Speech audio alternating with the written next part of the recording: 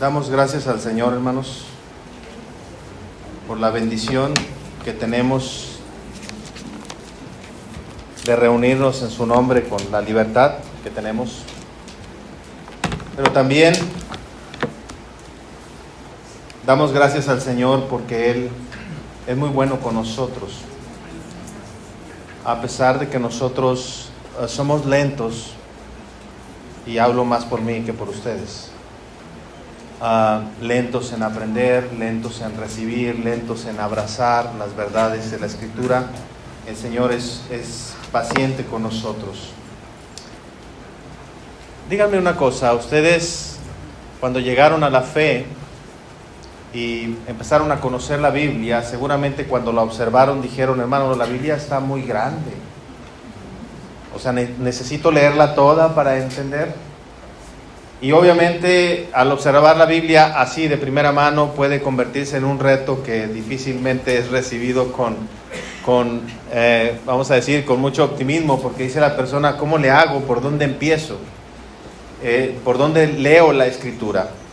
Además de eso, nos damos cuenta que las grandes verdades espirituales no pueden enseñarse en 40 minutos, 45 o una hora, sino que requiere recurrencia y requiere frecuencia. ¿Para qué? Para que cada vez más podamos entender aquellas verdades que Dios nos enseña en su palabra, encontrar coherencia.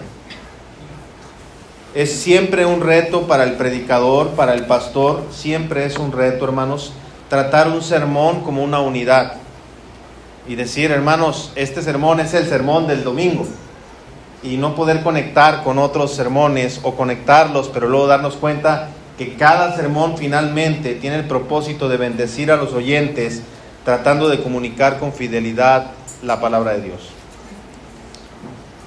Vamos a iniciar un camino nuevo en cuanto a lo que yo voy a estar exponiendo, y de verdad que les confieso que me siento sumamente débil, frágil e incompetente al respecto. Pero ruego a Dios que me ayude, a mis pastores y a ustedes en oración, para poder exponer estas verdades escriturales. El título de hoy va a ser Parábolas de nuestro Señor. Introducción, parte 1. Vamos a hablar de las parábolas. Esta forma literaria en la Escritura fue frecuentemente utilizada, y más por nuestro Señor Jesucristo. Las parábolas despiertan en nosotros inquietud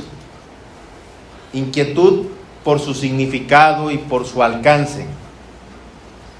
Conocemos a la Escritura como la verdad. Creemos que la Biblia es la palabra de Dios. Pero cuando llegamos a esta forma literaria, entramos como si entráramos como en un pantano, en algo que como incierto, porque vemos sin ver. Hay cosas ahí que no vemos.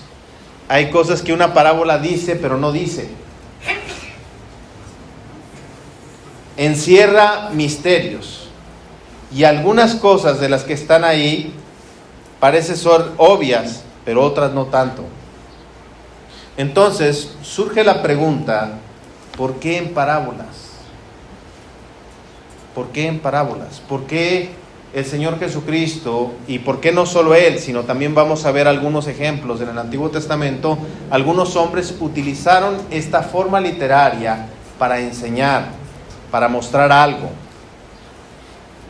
Oremos. Padre, queremos rogarte en el nombre de Jesucristo que tengas misericordia, mayormente del que habla. Pues, Señor, como lo expresaba hace un momento, te lo digo a ti. Sé que no soy ni el más competente ni el más capaz, pero te ruego que con tu Espíritu nos ayudes para poder ver las verdades gloriosas de tu palabra, que nos guíes a ello, y que, Padre, siendo edificados, Señor, traigas a nosotros enseñanza de tu palabra para ver el brillo de ella, Señor, y sobre todo que apuntan a tu gloriosa persona. ten a bien el darnos gracia abundante e iluminarnos. En el nombre de Jesucristo. Amén. ¿Por qué en parábolas entonces, amados hermanos? La buena noticia que les tengo es que no fuimos los primeros en tener la inquietud. Hubo quienes preguntaron, Mateo capítulo 13, versículo 10. Ustedes leyeron ahora en la mañana, ¿verdad? Vayan por favor a su Biblia y ahí encontrarán que los discípulos le preguntan al Señor Jesucristo y le dicen, ¿por qué les enseñas en parábolas? Dice el versículo número 10 y 11. Entonces, acercándose los discípulos, le dijeron, ¿por qué les hablas por parábolas? Él respondiendo les dijo, porque a vosotros os es dado saber los misterios del reino de los cielos, mas a ellos no les es dado. El Señor explica por qué usa las parábolas como una forma de enseñanza. Lo hace en razón de su contenido, pero también en razón de su audiencia. Él dice, ¿hay misterios del reino en ellas, en las parábolas? Significa que hay verdades gloriosas, hay doctrina, hay cosas ahí que están, pero al mismo tiempo dice que a unos se les otorga conocer esas verdades y a otras no. Y sé que puede parecer, hay una tensión en esto, porque, hermanos, ¿cómo es que la parábola es un método de enseñanza de verdades gloriosas, de misterios del Evangelio, pero al mismo tiempo no a todos se les da? Les pregunto, no me tienen que contestar, pero les pregunto, ¿las personas que escuchaban las parábolas, todos eran creyentes? Pero ¿están de acuerdo que las personas que lo escuchaban, las escuchaban en el mismo idioma? Utilizaban las mismas frases. Sin embargo, a unos se les otorgaba conocer esos misterios del reino y a otros no. Hay una tensión. Entonces, hermano, ¿qué propósito tenía que Él las enseñara en parábolas? Bueno, el Señor Jesús lo dice. Primero, a saber que Él quería enseñar acerca de los misterios del reino. Pero al mismo tiempo, la forma que Él utilizaba era que unos, aunque lo escucharan, no lo podrían recibir, no lo podrían aceptar, y otros sí. Entonces es necesario que antes de comenzar nosotros a estudiar las parábolas del Señor Jesucristo, esta forma de enseñanza, y tengamos un mejor provecho a nuestras vidas, tengamos en cuenta algunos principios de interpretación. Así, al acercarnos a ellas, evitaremos caer en la trampa de hacer afirmaciones equivocadas o tergiversadas de las mismas. También, con la ayuda de nuestro bondadoso Señor, hermanos, podremos apreciar verdades gloriosas que están contenidas ahí. Así que vamos a ver 4 apartados hoy. 4 nada más. Número 1. Debemos distinguir entre la escritura tipológica y la escritura parabólica, metafórica, figurada. Hay que hacer una distinción en estas dos. Distinguir de escritura tipológica a la escritura parabólica. Hay que distinguir entre estas dos. El segundo apartado va a ser ¿qué es una parábola? El tercero es ¿cómo podemos entender el alcance de una parábola? Y el número 4, ventajas del uso de las parábolas. Y creo que hasta ahí vamos a llegar el día de hoy. Entonces, comencemos con el primero. Distinguir entre escritura tipológica y escritura parabólica. Déjenme darles una definición. Cuando decimos escritura tipológica, ustedes han escuchado la palabra tipo y antitipo, ¿verdad? Dicen, es que este es un tipo de Cristo. La escritura utiliza esta forma tipológica para mostrarnos algo. Ahora, quiero que ustedes escuchen esta definición que da el doctor Richard Barcelos. Dice, un tipo, o sea, la escritura tipológica, un tipo, no una persona, decir, este tipo, no. Es la escritura tipológica habla de una persona, de un lugar, de una institución o un acontecimiento histórico que se corresponde con algo en el futuro, siendo la cosa futura, es decir, el antitipo, semejante y diferente al mismo tiempo del tipo. Es decir, hay algún tipo de escalada. Por ejemplo, ¿cuál es uno de los ejemplos mayores que encontramos en la Biblia de los tipos y los antitipos? ¿Saben ustedes? Adán y Cristo. Adán es un tipo de Cristo y Cristo es el antitipo. ¿Son semejantes? Sí. ¿Adán es hombre? ¿Cristo es hombre? ¿Adán es representante de la humanidad? ¿Cristo es representante? Ok. Pero también son diferentes a la vez. ¿Adán falló? Cristo no. ¿Adán fracasó? Cristo venció. ¿Sí estamos? Bueno, en la Biblia encontramos este lenguaje tipológico. Estos aparecen en la Escritura, dado que apuntan a un hecho que luego se relaciona con el futuro. Se identifican en la medida de la relación de ambos. Tienen diferencias y semejanzas, como lo explicaba, y no deben equipararse, nunca se deben hacer completamente idénticos. Yo les puedo decir que normalmente, así es como aparece en la Biblia, los antitipos siempre son mayores que los tipos. De tal manera que lo que encontramos en el Antiguo Testamento o que antecede y que apunta hacia el futuro, apunta hacia algo mejor. ¿Sí estamos? Ok, seguimos. Dice también un teólogo, un bautista particular, dice, los tipos en el Antiguo Testamento se refieren solo a algunas personas y cosas, con sus propios antitipos, bajo el Evangelio, como Cristo, el Evangelio, la iglesia evangélica, junto con la propagación del Evangelio y la naturaleza de la gracia, las bendiciones y los privilegios de sus miembros. Eso es lo que habla de tipos y antitipos. Entonces noten, para que ustedes se recuerden, hermano, ¿por qué habla de los tipos? Porque cuando vamos a las parábolas, con frecuencia pensamos que son tipológicas, pero no son tipológicas, son parabólicas. Y entonces quiero hacer la distinción entre tipológico y parabólico. ¿Está bien? Y no sé si la palabra parabólica sea bien usada, porque en nuestra mente puede venir una antena de señal, pero estamos hablando del lenguaje parabólico, es decir, de las parábolas. Entonces, vamos a decir que este es el lenguaje que utiliza la Escritura para los tipos y los antitipos.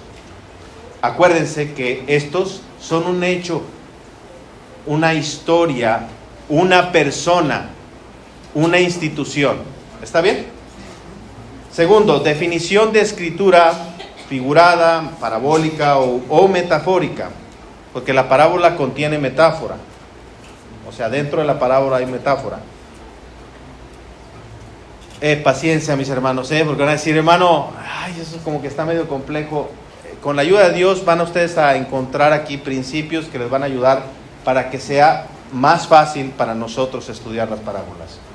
Cuando hablamos de escritura figurada o metafórica, nos referimos a esas porciones en la escritura que está expresada en una forma parabólica, metafórica o alegórica o semejante. Esta tienen como característica que no requiere necesariamente de los hechos. Vean lo que dice Benjamin Kitch.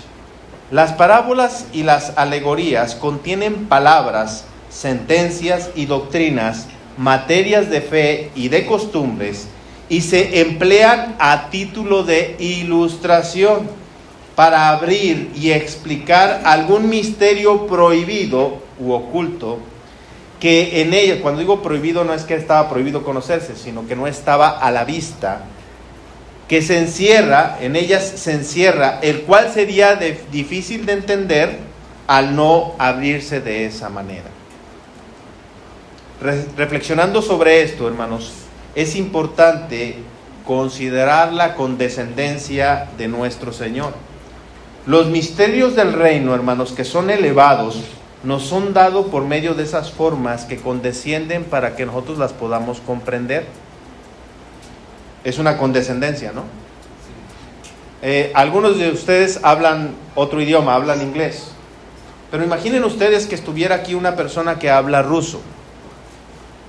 Pero esa persona que habla ruso también habla español, habla inglés y es políglota, habla muchos idiomas. Y entonces usted se acerca a la persona y le dice, conversemos. Y la persona le dice, ¿qué idioma hablas? Y usted le dice, pues no entiendo cómo me pregunta, pero hablo español. Y entonces la persona dice, ok, voy a usar mi facultad de hablarte en español para que tú puedas entenderme. De la misma forma, Dios utiliza un lenguaje natural para nosotros poder comprender aquello que es celestial, aquello que es elevado, que está muy por encima de nuestro entendimiento. Se debe a que estas verdades son sublimes y gloriosas y que de otra forma, hermanos, no sería posible por nuestra debilidad y por nuestra ignorancia. El contenido de las parábolas, hermanos, es mayormente doctrinal, de fe, práctico. Se usa en forma de ilustración y ayuda a la mente débil a comprender mejor. Voy a repetirlo. El contenido de las parábolas es doctrinal, de fe, práctico. Se usa en forma de ilustración y ayuda a la mente débil a comprender mejor. Quiero decirles que en ocasiones se utiliza un lenguaje figurado para hablar de aspectos morales, pero las parábolas de Cristo no se enfocan sobre el aspecto moral. ¿Cómo puedo decir esa afirmación? Si usted lee el mismo versículo que leímos al principio del capítulo 13 de Mateo, dice que el Señor nos ha dado a conocer misterios del reino de los cielos, cosas que no estaban reveladas. Pero yo les pregunto, a estas alturas, ¿la ley estaba revelada? ¿Ya había una norma ética conocida? Entonces no puede ser que se refiera a que las parábolas necesariamente nos enseñan la ley. Aunque no hay duda de que en esta se puede contener aspectos éticos, su contenido principal es doctrinal. Sin embargo, eso no significa que en otras partes en la Escritura las parábolas o el uso del lenguaje figurado ha sido usado para dar lecciones a la mente que es débil. Déjenme darles un buen ejemplo. Segunda de Samuel, capítulo 12, versículos de 1 al 6. Segunda de Samuel, capítulo 12, versículos del 1 al 6.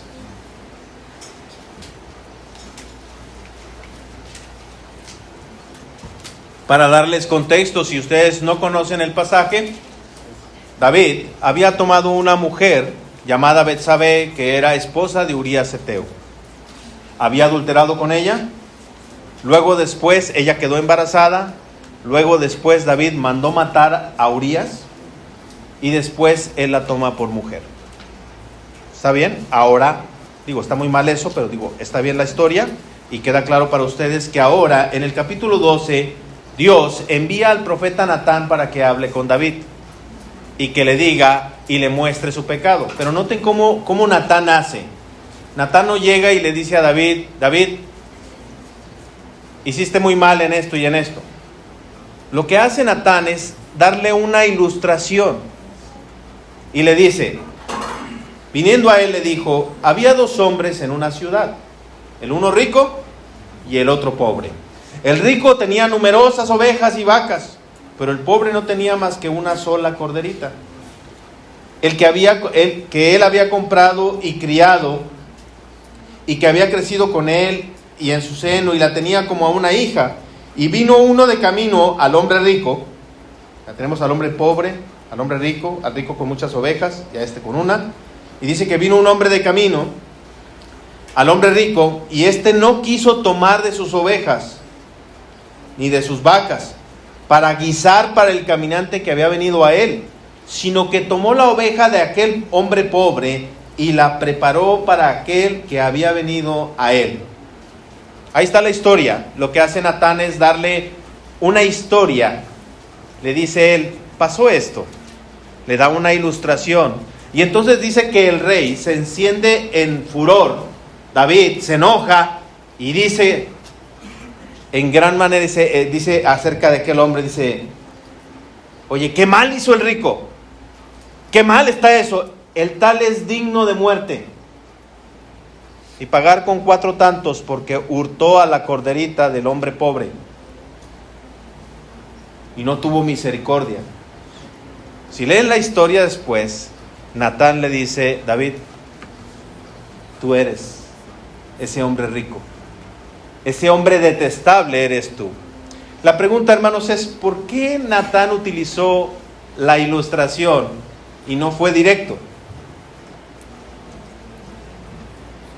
Porque la mente es débil y la conciencia se puede oscurecer. Y entonces lo que hizo Natán, dice, le voy a poner un ejemplo a él, una ilustración para que vea lo que él hizo, pero sin que él aparezca ahí, para que entonces él lo condene y vea lo despreciable que es tal acción, y entonces él se dé cuenta que lo que él hizo es sumamente despreciable y aborrecible delante de Dios. ¿Sí estamos? Las parábolas, hermanos, tienen el propósito de enseñarnos, de ayudarnos, ayudar nuestra debilidad, probablemente también. En esta ocasión, esta ilustración es usada con fines éticos y morales, pero las parábolas del Señor Jesucristo no siempre tienen este fin. De hecho, puedo decirles que mayormente es doctrinal de fe, es materia de fe, pero alrededor de estas encontraremos algunos principios éticos o morales que seguramente no son aplicables, pero no es lo que abunda en las parábolas. Sin embargo, la metodología sí, que es ilustrar. Salió un hombre a sembrar, salió el sembrador a sembrar, y la semilla cayó junto, está hablándonos de una historia, de un relato, de una ilustración, porque quiere mostrarnos algo. Ya vimos la distinción de uno y de otro. Ahora pasemos a qué es entonces una parábola. Benjamin Kitch define parábola así: es una similitud, una semejanza, que consiste en hacer uso de cosas naturales a manera de alusión o comparación para abrir las cosas que son espirituales, lo mejor a nuestro entendimiento. Entonces, una parábola utiliza semejanzas de cosas naturales para descubrirnos, según la definición de Benjamin Kitch, descubrirnos cosas que son celestiales.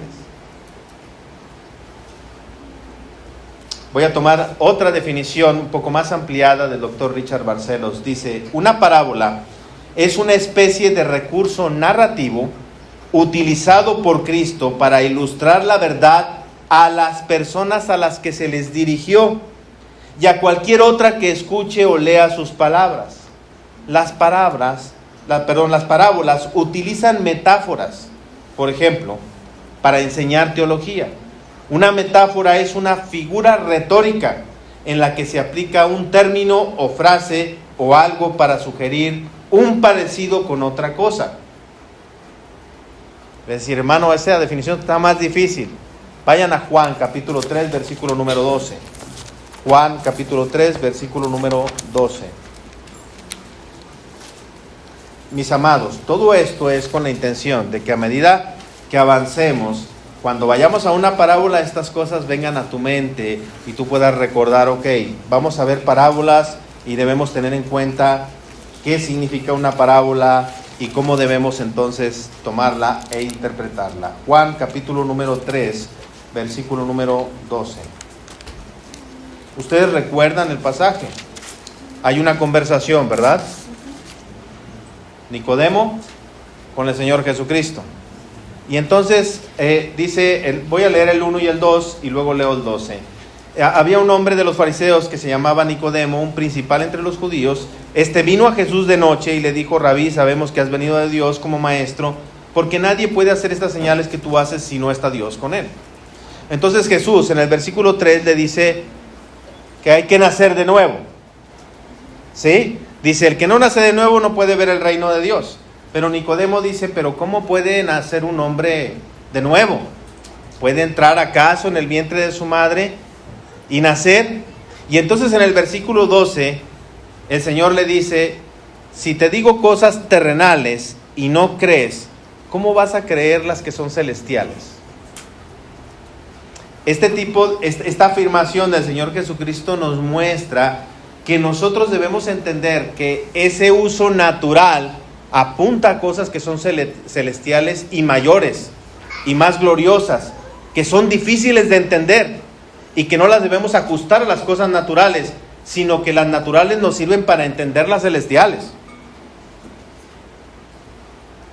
Cuando Jesús le decía a Nicodemo que era necesario nacer de nuevo, por supuesto que Jesús no se estaba refiriendo al acto natural de nacer. Y no sé si es un acto natural, más bien es un hecho natural. O sea, nacer. ¿Qué le estaba diciendo? Que era nacer espiritualmente, que era eso es lo que llamamos nosotros regeneración. Dice, si no naces de nuevo, no puedes ver el reino, necesitas nacer de nuevo. Y entonces, ¿qué hizo Nicodemo? Trajo las cosas celestiales y quiso ajustarlas a las terrenales y dijo, no, ¿cómo puede un hombre nacer de nuevo? Debemos recordar entonces que el lenguaje natural utilizado en las parábolas apuntan a cosas celestiales que son superiores y mayores. Así que debemos tener cuidado, ya que las parábolas no son una referencia a hechos históricos, son relatos que son una historia, pero no necesariamente ocurrieron. Usted va a toparse cuando vayamos a la parábola del rico y Lázaro, ¿no? Hermano, ¿y Lázaro dónde vivía? ¿Y el rico quién era? ¿Y en qué tiempos era?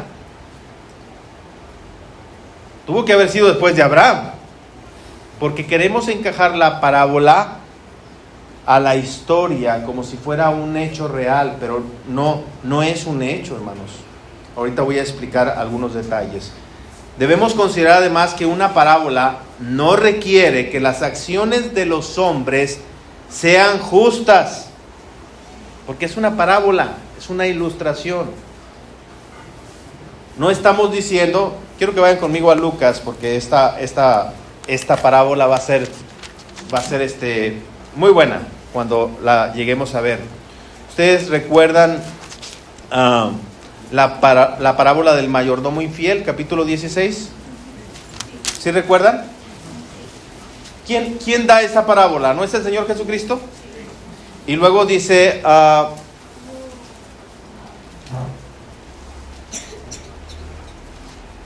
versículo 8.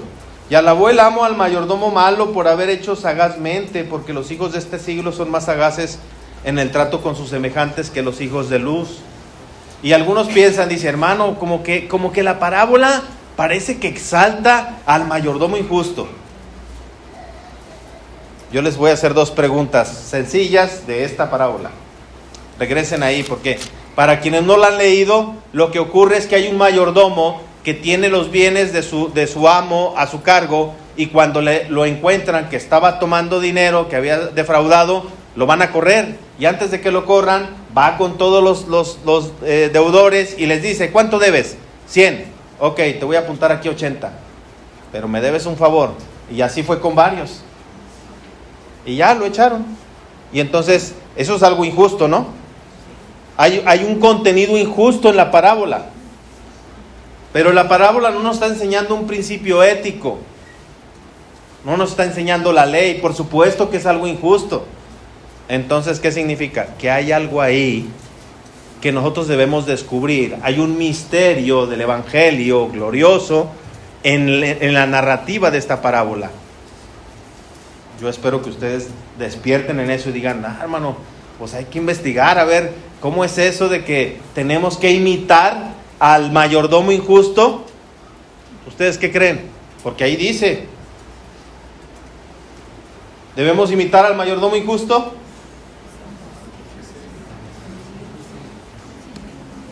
Sí y no. Porque no podríamos decir sí al hecho de sustraer dinero de otras personas. Eso se llama robar. Acabo de predicar de eso, ¿verdad? No podría ser eso. Bueno, entonces, ¿en dónde sí deberíamos? Es en otra cosa. Ya veremos. Por ello, debemos entender la forma en que las parábolas están presentadas y hacia dónde nos dirigen. Al interpretarlas debemos evitar ir en la dirección contraria a verdades que son claramente definidas en la Biblia. O sea, nadie podría decir de esta porción, hermano, es que ahí dice que hay que robar al patrón. No, eso es pecado. Hermano, pero ahí dice la parábola que el mayordomo injusto. Sí, pero la estás interpretando mal. No puede ser que una parábola instruya éticamente de forma contraria a lo que la ley moral de Dios dice claramente. Entonces significa otra cosa. Hay que descubrir qué es. Y lo mismo, hermanos, cuando nosotros encontramos un pasaje, no debemos aislarlos. Ustedes leyeron ahora Isaías capítulo 4, versículo 1. ¿Y qué dice? Dice que las mujeres le dijeron a los hombres, ¿verdad? Eso es terrible, ¿no? Vergonzoso. Pero si usted aísla el texto, usted piensa, mira, como que lo hicieron, entonces eso estará bien. No, no está bien. Y no podríamos interpretar ese pasaje como una aprobación de tal cosa. Así que nos quedamos con la definición. Una parábola es una similitud, una semejanza que consiste en traer por medio de las cosas naturales las cosas que son celestiales para tratar de entenderlas nosotros. Número 3, voy rápido, ¿no? 3, ya me faltan 2 nada más. 3, ¿cómo podemos entender el alcance de una parábola? Bueno, nos puede ayudar mucho el contexto inmediato, anterior y posterior. Cuando vemos una parábola, si leemos lo que le antecede y lo que leemos lo que es posterior a la lectura, nos puede ayudar. Eso ayuda mucho generalmente el alcance de la parábola. Sin embargo, hay sus excepciones. Hay lugares donde eso no nos ayuda y entonces tenemos que ir un poco más allá. No se debe esperar, hermanos, que cada palabra usada o pasaje o acción en una parábola corresponda a su dirección general de la parábola, porque podemos caer en errores. Ya que están en Lucas, vamos a ver a Lucas ahí, a el rico y Lázaro. Fíjense cómo podemos llegar a conclusiones equivocadas si perdemos la dirección de la parábola, hacia dónde apunta. ¿Ustedes recuerdan este relato? Dice, había un hombre rico que se vestía de púrpura y había un hombre pobre llamado Lázaro. Y dice que los dos murieron y uno fue al seno de Abraham, el pobre, Lázaro, y rico fue al infierno. Y luego nos habla de un relato que hay en el infierno y una conversación ilustrada de Abraham con el rico. ¿Sí estamos? Ok. Dice el 24. Entonces él, dando voces, dijo, Padre Abraham, ten misericordia de mí y envía a Lázaro para que moje la punta de su dedo en agua y refresque mi lengua, porque estoy atormentado en esta llama. Hermanos, ¿el rico estaba muerto? ¿Sí o no? Si me dicen que no, leemos antes, ¿verdad? Porque dice que murieron los dos. Versículo 22. Entonces, ¿estaba muerto el rico?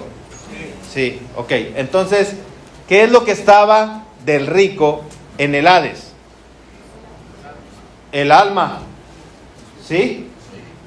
El cuerpo fue al sepulcro y el alma al infierno. ¿Sí estamos? Ok. Vamos a leer de nuevo el versículo 24. Dice, entonces él, dando voces, dijo, Padre Abraham, ten misericordia de mí y envía a Lázaro para que moje la punta de su dedo en agua y refresque mi lengua. ¿El alma tiene lengua? Pero aquí dice que pedía que le mojaran la lengua. ¿Se dan cuenta cómo nosotros podemos interpretar de manera equivocada si reducimos y aislamos la palabra, es decir, la frase? Hermanos, El alma no tiene cuerpo. Cuerpo y alma forman un individuo, una persona. Entonces el alma es inmaterial, por lo tanto no tiene lengua. Pero alguien podría decir, pero aquí dice que el rico estaba atormentado y que quería que le mojaran la lengua, hermano. Bueno, es una parábola, es una ilustración. Nos está hablando del tormento que este hombre experimentaba. Así que, ¿sería esto suficiente para decir que el alma tiene lengua? Pues por supuesto que no. Porque en otros pasajes hablan claramente acerca del estado del alma después de la muerte. Aunque sí podemos tomar instrucción de ello, por ejemplo, vean lo que dice Benjamin Kitch al respecto, acerca de esto, de la lengua del rico. Dice, puede ser que ese hombre impío, o los que son representados por él, dice, había ofendido grandemente con su lengua, ya sea jurando, blasfemando o injuriando a los pobres, o reprochando a los piadosos o mintiendo, y por lo tanto, ese miembro es mencionado como siendo gravemente atormentado en esa llama. Entonces podemos tomar esa lección, pero no era porque tuviera literalmente una lengua, sino probablemente era porque su conciencia le decía que él muchas veces habló mal contra otros o contra Dios. Cada parábola, hermanos, tiene un propósito principal, pero no debemos perder de vista otros beneficios o aspectos particulares que se pueden tomar de ella, siempre usando la analogía de la fe. ¿Recuerdan este término, analogía de la fe? Nuestra confesión dice en el capítulo 1, párrafo número 9, lo siguiente. Si lo puedes poner ahí, si lo tienes, es el párrafo número 9. Dice, la regla infalible de interpretación de la Escritura, ahí está, de la Escritura es la propia Escritura. Por lo tanto, cuando surge alguna duda acerca del verdadero y pleno significado de cualquier pasaje bíblico, significado que no es múltiple, sino solo uno o uno solo, debe buscarse en otros pasajes que hablen más claramente. Nosotros creemos que el autor de la Biblia es el Espíritu Santo. Y el Espíritu Santo no puede contradecirse. Si dijo una cosa aquí, no puede decir otra cosa acá. Hermanos, si nosotros encontramos pasajes que se contradicen aparentemente, ¿qué es lo que está pasando? Que estamos interpretando mal. Que hay uno de los dos pasajes, o tal vez los dos, que nosotros no estamos entendiendo correctamente. Entonces, hemos de usar la analogía de la fe. ¿Qué es la analogía de la fe? Bueno, la analogía de la fe, hermanos, es lo que está expresado en el párrafo que leímos. Es el uso de un sentido general del significado de la Escritura, construido a partir de los lugares claros e inequívocos. Hay lugares donde dicen una cosa acerca de Dios, o acerca del Evangelio, o acerca de Cristo, que aquí es muy, muy claro. Y acá no es tan claro. Ahorita les doy un ejemplo. Dice, los pasajes más claros explican los más oscuros. Eso es como base para interpretar textos. Los que sean confusos o oscuros, acá en otra parte están más claros. La analogía de la fe presupone un sentido teológico de la Escritura. Hermanos, todo esto que les estoy diciendo es porque al final tenemos que tratar de interpretar una parábola. Pero déjenme darles un ejemplo para que ustedes se puedan familiarizar y vamos a hablar también de la analogía de la Escritura, que no es lo mismo, se parece, pero no es lo mismo. Génesis 3, quien quiera ir a Génesis 3, ahí habla de una serpiente. ¿Sí estamos? Génesis 3 habla de la serpiente en el jardín de Edén. Y si vamos a Apocalipsis, capítulo número 12. Bueno, déjenme ir a Génesis porque precisamente este era el ejercicio. Vamos a Génesis, capítulo 3.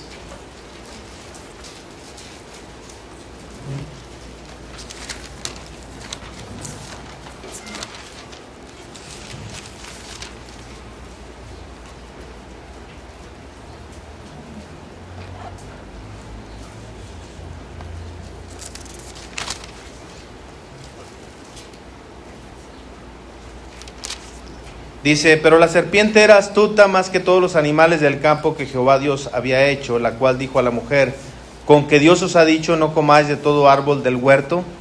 El texto dice quién es la serpiente, hermanos.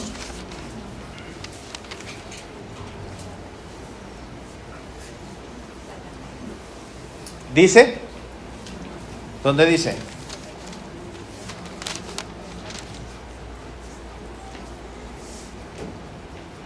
¿Dónde dice? Ahí en Génesis. ¿Dice o no dice? Pero usted y yo decimos, bueno, hermano, pero es que sí es. Pero no dice, ¿verdad? Sin embargo, usted puede interpretar, por analogía de la fe, que su significado teológico nos dice, ese es Satanás. Ahora, hay otros pasajes que son más claros al respecto. Vaya a Apocalipsis, capítulo 12, verso número 9.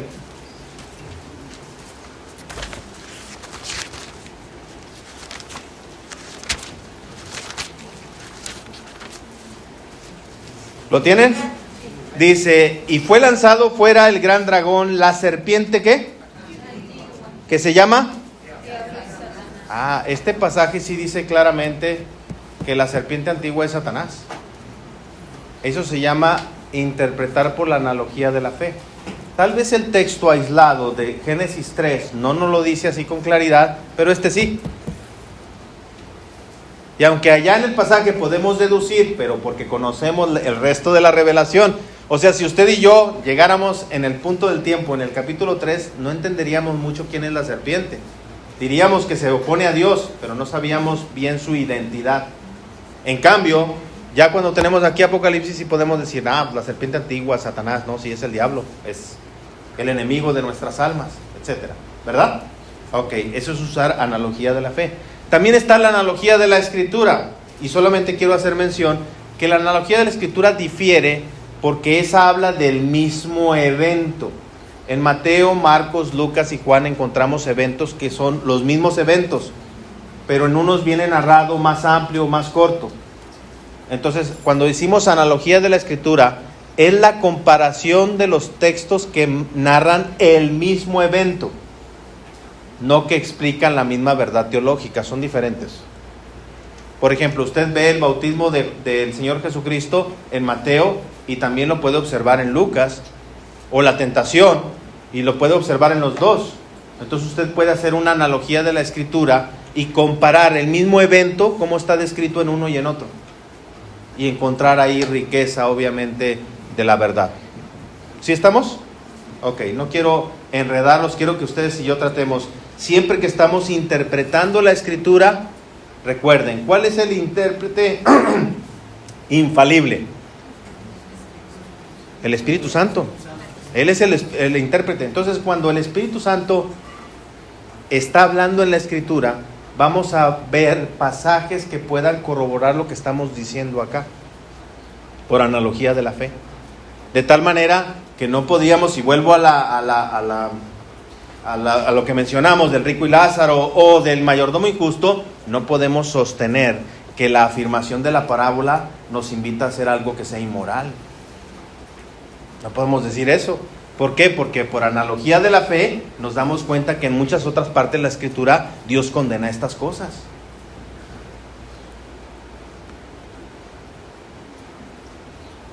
Por último, y con esto ya terminamos. Cuarto, ventajas del uso de parábolas. Hermanos, ¿por qué el Señor usa parábolas? Bueno, hay 4 cosas que quiero mencionar. La primera, la facilidad para la memoria. Las parábolas, hermanos, yo les puedo mencionar parábolas y ustedes se pueden acordar de la historia. Ustedes pueden acordarse de la ilustración. ¿De qué se trata la parábola del sembrador, hermanos? ¿Se acuerdan ustedes de la parábola del sembrador? ¿Cuántas tierras había? 4. Y ustedes no tienen que ir al pasaje, ¿se acuerdan de la parábola? Si yo les digo, hermanos, ¿se acuerdan de la parábola del rico y Lázaro? Ustedes, sí, pues me acuerdo que uno era rico y otro era pobre y luego los dos se murieron y uno estaba en el... Sí, más o menos no se acuerda de todos los detalles, pero ayuda a nuestra memoria. Todos somos propensos a recordar historias o a la narración de un sermón. Si yo les cuento una ilustración, hermanos, muchas veces se acuerdan más de la ilustración que del resto del sermón. Bueno, es que así somos. Al observarse cosas naturales en las parábolas, la memoria apuntará casi por inercia a las que son celestiales. Es por eso que usar parábolas es algo muy bueno, porque vamos a ver cosas naturales, un sembrador, la semilla, los pájaros, la tierra, el fruto, son cosas naturales, pero que apuntan a cosas celestiales. De tal manera que nuestra mente va a ser ayudada para pensar en estas cosas. Cuando veamos a un sembrador, podemos asociar y decir, mira, me recuerda a mi Señor. La semilla, la palabra. La palabra, no he leído.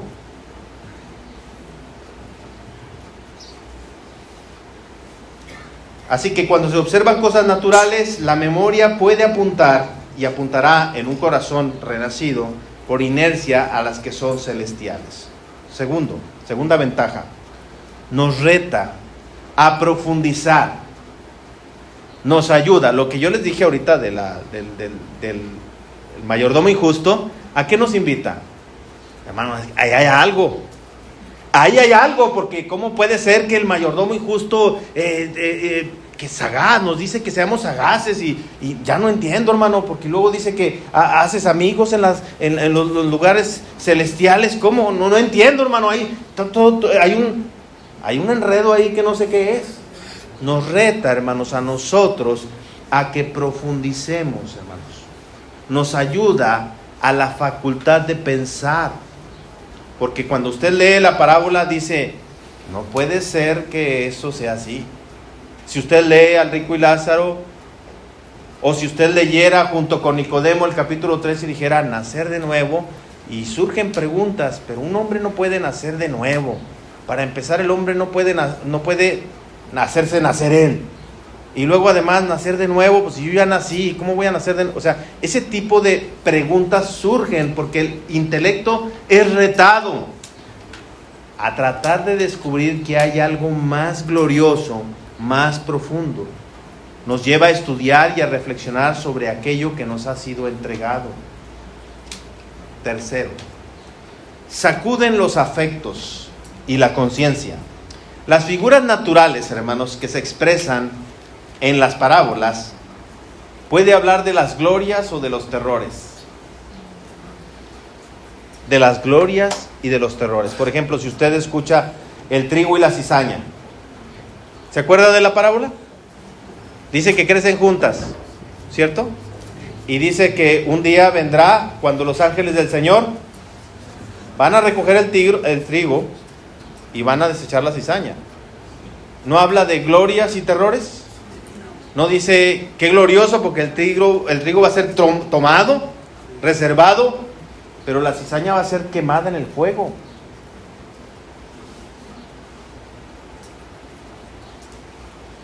Eso sacude los afectos, sacude la conciencia, o debe hacerlo. De tal manera que nuestra mente finita se imagina aquellas cosas que son mucho más profundas, que son celestiales y por lo tanto nos sacuden. Si usted lee El rico y Lázaro y trate de escuchar la voz del rico, dice, Padre Abraham, así dice. Dice que daba voces. ¿Cómo se imaginan dar voces, hermanos? ¿Cómo se imaginan a una persona buscando a Abraham desesperadamente? Padre Abraham, Padre Abraham, ten misericordia, solo un poco de agua, porque estoy atormentado en esta llama que no se apaga. Las figuras naturales pueden mover nuestros afectos y nuestra conciencia. Cuarto y último, para instruir, estoy hablando de las ventajas del uso de las parábolas, para instruir a nuestro débil juicio. Considere el texto que vimos de Juan 3:12. ¿No era Nicodemo un maestro? No era Nicodemo un hombre reconocido en la nación de Israel como que enseñaba y conocía las Escrituras. Esto era así. Pero para entender las cosas celestiales necesitamos ilustraciones con las cosas naturales. Ahora, hermanos, aquí quiero terminar con una advertencia solemne. Vean lo que dice Benjamin Kitch al respecto. Dice: las parábolas tienen una gran desventaja para algunos para los que las oyen. Y es que al no serles explicadas, no las entienden. Como sucedía en los días de nuestro Salvador. Porque no a todos les era dado a conocer los misterios del reino de los cielos. Entonces, amados hermanos, las parábolas también son un instrumento de juicio. Son un instrumento de juicio. Y eso nos deja, por conclusión, hermanos, que nosotros debemos buscar escudriñar la palabra de Dios y tratar de extraer de ella los misterios gloriosos del Evangelio, con una mente espiritual, no con una mente intelectual solamente. Por supuesto que nuestro intelecto es requerido, pero intelecto sin vida espiritual se traduce solamente en orgullo. Sin embargo, el intelecto es requerido, pero también el corazón. De tal manera, hermanos, que deberíamos de ver las parábolas como un lugar donde un tesoro está ahí escondido. Esa es una parábola. Como algo precioso que hay que cavar para encontrar. Hay que escarbar. El entendimiento de las verdades de Dios gloriosas en las parábolas no se le puede dar a una mente que no quiere buscar. ¿Y saben qué, hermanos? La dificultad está en esto. No buscar, escuchar, no es más que fincar juicio en contra de nosotros, porque las parábolas tienen ahí cosas que encierran de la verdad del reino, misterios gloriosos, y ser indiferentes a ellos no es más que menospreciar a nuestro bendito y amado Salvador. Así que quiero animarte. Va a ser un trabajo, va a ser un camino que vamos a ir hacia arriba. Y digo vamos porque yo voy a tratar de comunicarles a ustedes las cosas que yo vaya entendiendo o aprendiendo, pero además que nosotros debemos buscar tener oídos para oír y ojos para ver. No he tocado eso ahora, pero si usted sigue leyendo en Mateo capítulo 13, versículo 10, encontrará que el Señor Jesús dice: para que oyendo no escuchen, y viendo no vean. Dice, porque esto lo dijo el profeta Isaías. Hermanos, qué peligroso es para nosotros ser objeto de la misericordia y la bendición de Dios, de escuchar y no escuchar, de ver y no ver. Pidamos al Señor de su gracia abundante para que nos ayude a descubrir esas verdades, pero no solo aquí, sino acá. No solo en la mente, sino también en el corazón. Abrazarlas, fortalecernos en ellas y dar gloria a nuestro Dios. Oremos. Padre,